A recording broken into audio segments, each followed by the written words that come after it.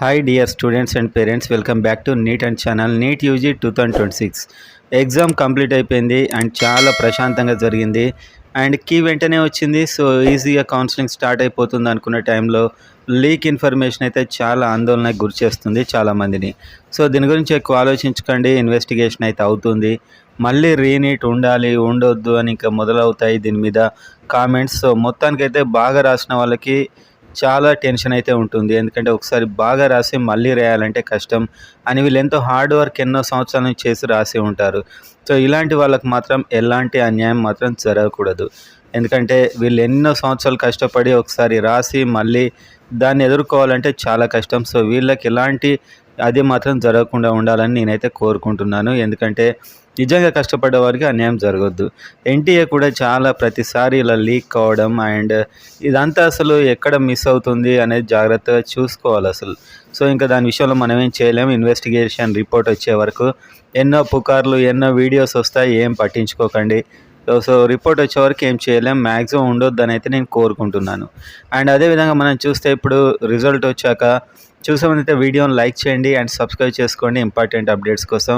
And నా గైడెన్స్లో మెంటర్షిప్లో మీరు కౌన్సిలింగ్కి వెళ్ళాలంటే కిందున్న వాట్సాప్ నెంబర్కి మెసేజ్ చేయండి. పెయిడ్ గైడెన్స్ అయితే ఉంటుంది.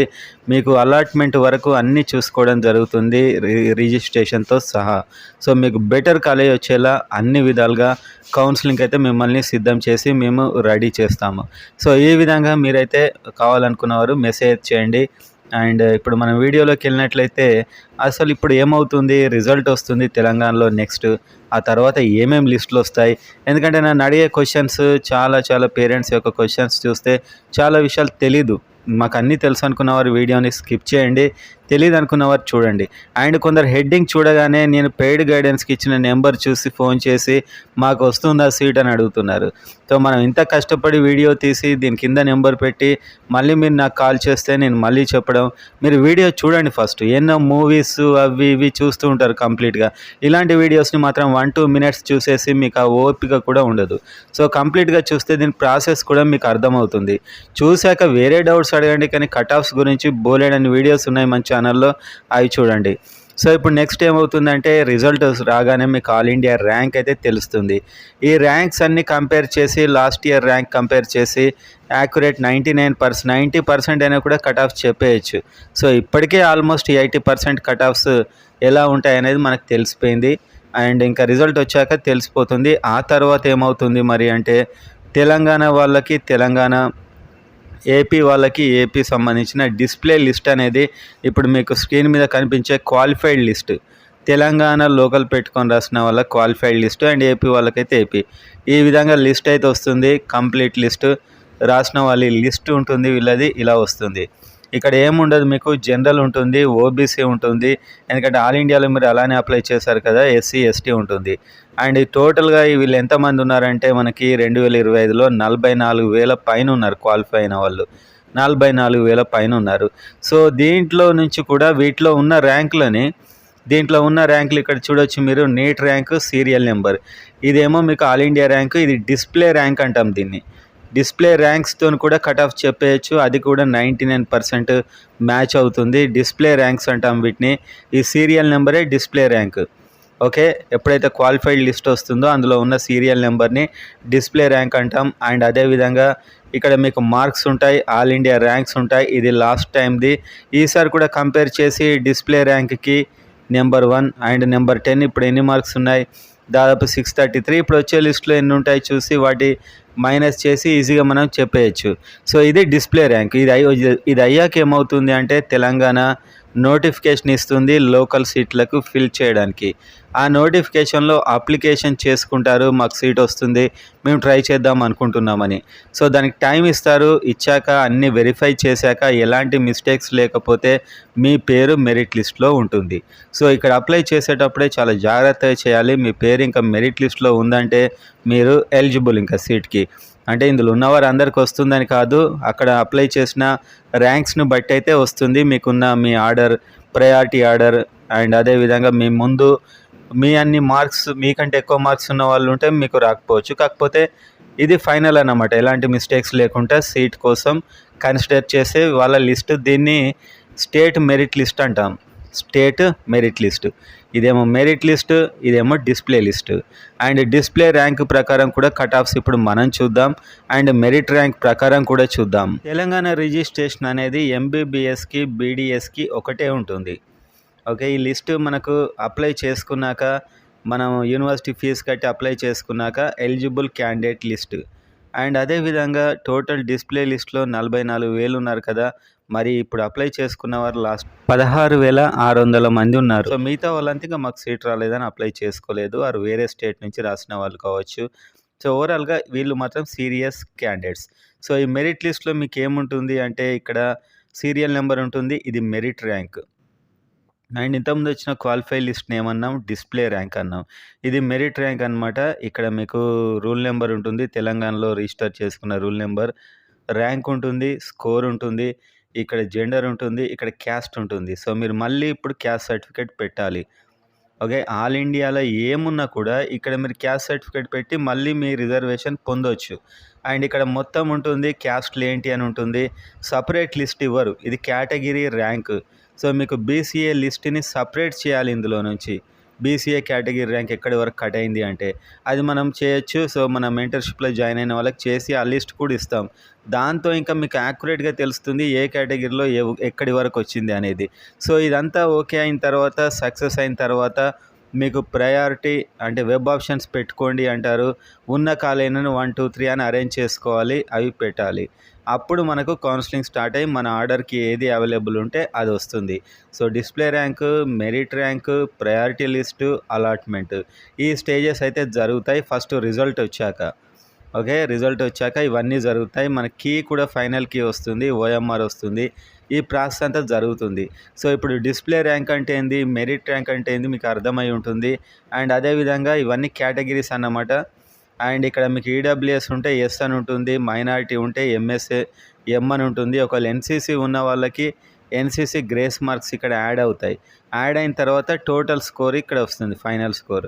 ఎన్సీసీ గ్రేస్ మార్క్స్ యాడ్ అవుతుంటాయి. సో ఇది చాలా అడ్వాంటేజ్ అవుతుంది. 10 మార్కుల వరకు కొందరికి ఎన్సీసీ ఉన్న వాళ్ళకైతే యాడ్ అవుతాయి, ఎక్కడో ఒకడ ఉంటారు వాళ్ళు కొద్దిమంది. సో ఇప్పుడు మనం చెప్పుకున్నట్లు display rank, merit rank and category rank, వాటితో పాటు కట్ ఆఫ్ ఎలా ఉండొచ్చు అనేది అయితే ఇప్పుడు మనం చూద్దాం. Display rank cut off, merit rank cut off, category rank cut off అయితే ఇప్పుడు చూద్దాం. కట్ ఆఫ్స్ మనకు display, merit and category ranks ప్రకారం చూసుకుంటే డిస్ప్లే ర్యాంక్ అయితే ఓపెన్. ఫస్ట్ ఓపెన్లో చూస్తే display rank 4,720 first qualified list rank. ఆ తర్వాత మెరిట్ ర్యాంక్ 4,468. అండ్ తర్వాత మొత్తం అప్లికేషన్స్ ఎన్ని వచ్చాయంటే పోయినసారి 16,660. సో ఇంతమందిలో ఇంత ర్యాంక్ వస్తే ఓపెన్లో ఎంబీబీఎస్ సీట్ వస్తుంది. మళ్ళీ ఇక్కడ ప్రైవేటా గవర్నమెంట్ అని కన్ఫ్యూజన్ వద్దు, ఫ్రీ సీట్. గవర్నమెంట్లో 100% సీట్స్, ప్రైవేట్లో 50% సీట్లను కేటగిరీ ఏ ఫ్రీ సీట్స్ అంటాం. వీటికి చివరి సీటుకు సంబంధించిన కట్ ఆఫ్ 403 మార్కులు open. And all India rank అయితే 2,04,000 అరౌండ్ మీకుంటే సీట్ వచ్చే ఛాన్స్ ఉంది. మార్కుల వైజ్గా చూసుకుంటే 470 ±5 తెలంగాణలో ఉండే ఛాన్స్ ఉందని మనకు ప్రజెంట్ ఉన్నటువంటి అనాలిసిస్ ప్రకారం ఇన్ఫర్మేషన్. అండ్ నెక్స్ట్ బీసీ అయితే అత్యంత తక్కువ కట్ ఆఫ్ 338 ఉంది last time. All India rank చూసుకున్నట్లయితే 3,43,000 అరౌండ్ ఉంది, 3,43,000 around. Display rank 11,032. And merit rank చూసుకున్నట్లయితే వీళ్ళకి సంబంధించి 9,821. 16,000లో ఇంత ర్యాంక్ వస్తే వచ్చేసింది, 9,821. అండ్ వీళ్ళ కేటగిరీలో ర్యాంక్ 470 మంది బీసీఏ వాళ్ళకి వచ్చింది. మొత్తం అప్లై చేసుకున్నది 1,000 మంది అప్లై చేసుకుంటే 470 వరకు వచ్చింది. సో ఇన్ని ర్యాంక్స్ వైజ్గా మీరు కట్ ఆఫ్ని అయితే చూసుకోవచ్చు. ఫస్ట్ ఆల్ ఇండియా ర్యాంక్ మీకు హెల్ప్ అవుతుంది. 338 అంటే 400కి ±5 ఉండే ఛాన్స్ అయితే బీసీఏలో ఉంది కట్ ఆఫ్. అండ్ అదేవిధంగా బీసీబీ చూస్తే 395 దాకా వెళ్ళింది కట్ ఆఫ్.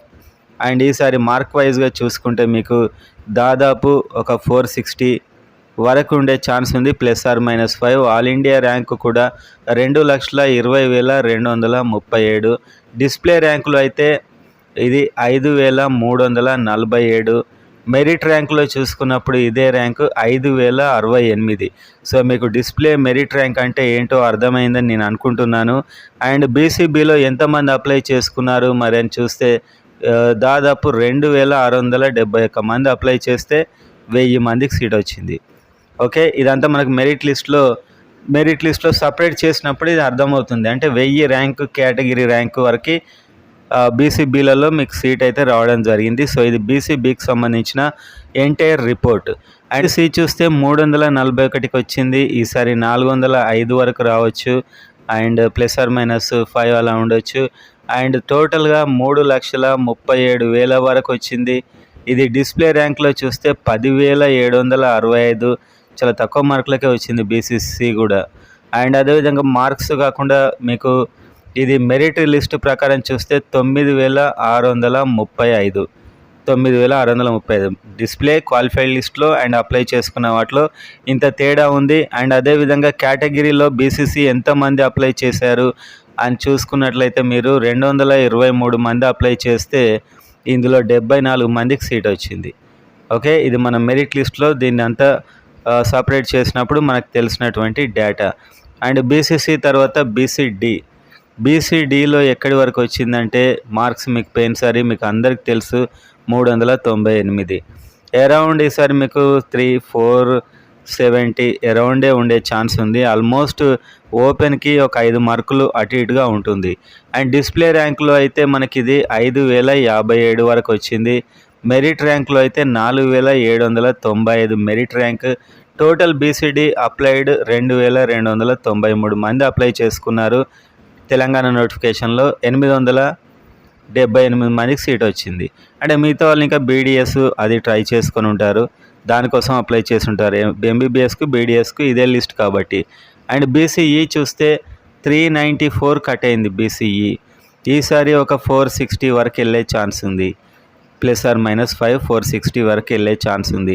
అదే డిస్ప్లే లిస్టు ఫస్ట్ మనకు వచ్చేది ఆల్ ఇండియా ర్యాంక్లో చూస్తే 2,21,000 చేంజ్, 2,22,000 వరకు ఆల్ ఇండియా ర్యాంక్ వస్తే మీకు ఈసారి ఎంబీబీఎస్లో ఉన్నట్లే, అంటే అవకాశం ఉన్నట్లే. అండ్ డిస్ప్లే ర్యాంక్లో 5,405. ఓకే, క్వాలిఫైడ్ లిస్ట్ ర్యాంక్లో. అదే అప్లై చేసుకున్న లిస్ట్ ర్యాంక్లో 5,121, అంటే 300 తగ్గారు ఈ అప్లికేషన్లో. మరి ఎంతమంది బీసీఈలో అప్లై చేశారు అంటే 2,265 మంది అప్లై చేశారు. సీట్ వచ్చింది 646 మందికి సీట్ వచ్చింది. ఇది మొత్తం బీసీఈకి సంబంధించిన ఎంటైర్ డేటా. ఓకే, సో మళ్ళీ మీరు వెంటనే నాకు కాల్ చేసి బీసీఈలో నాకు సీట్ వస్తుందా అని అడగండి. నెక్స్ట్ మనం చూస్తే బీసీఈ తర్వాత ఈడబ్ల్యూఎస్లో 422 వరకు సీట్ వచ్చింది. 422 వరకు గవర్నమెంట్ సీట్స్ అయితే రావడం జరిగింది. 1,69,000 ర్యాంక్ వరకు సీట్ అయితే వచ్చింది. 1,69,000 ర్యాంక్. అండ్ ఇది డిస్ప్లే ర్యాంక్ 3,426, మెరిట్ ర్యాంక్ 3,218, మొత్తం 1,127 ఈడబ్ల్యూఎస్ సర్టిఫికేట్స్ పెట్టారు. 376 మందికి సీట్ వచ్చింది. 376 మందికి ఈడబ్ల్యూఎస్లో సీట్ రావడం జరిగింది.